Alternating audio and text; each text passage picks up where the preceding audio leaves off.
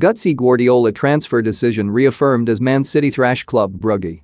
The debate continues to rage over whether Manchester City should have signed a striker after their dominant win over Club Brugge.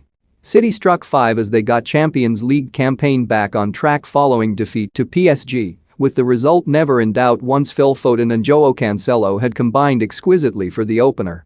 Riyad Mahrez had doubled the lead from the spot after earning a penalty just before half-time, but a 2-0 lead by the interval wasn't enough for some observers.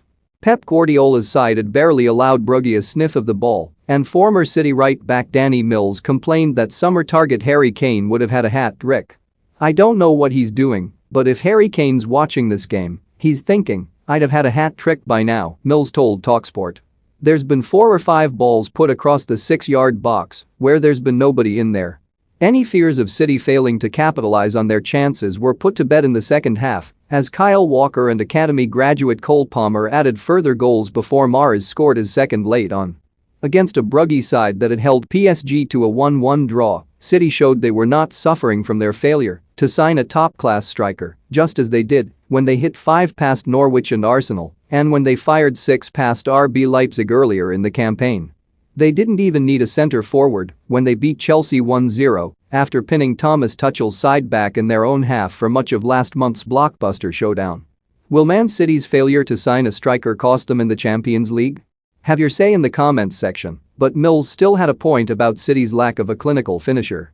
It didn't matter against Brugge, but it mattered against PSG when City lost despite dominating the game. It also mattered against Liverpool when Guardiola's side could have been clear by half-time, even if City's second-half fightback showed they had the mentality of champions. But what has become apparent is that, when Tottenham chairman Daniel Levy demanded too high a price for Kane, City decided they wouldn't be held to ransom.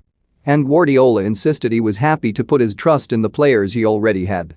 The City boss has a history of backing players he believes in over big-name signings, going back to his early days as Barcelona manager, when he promoted the likes of Sergio Busquets and Pedro to the first-team squad. Against Brugge, Foden excelled in his false nine role, popping up all over the place as he orchestrated City's best moves. The goals from Cancelo and Walker were perfect examples of Guardiola's innovative use of underlapping full-backs, while Palmer's strike just 2 minutes after coming on was a hint at the talent waiting to follow Foden into the first-team picture. There is more where that came from too, with James McAtee also seemingly on the verge of a breakthrough, and Cancelo praised both teenagers. "Cole is a big talent. Cole is a special player," said the 27-year-old, who is in the form of his life and has made City's left-back spot his own this season. "I also like James McAtee, he's a great player. Phil Foden proves the academy works. They are very promising. Creating and developing some special nights. None of them are strikers, of course, and it remains to be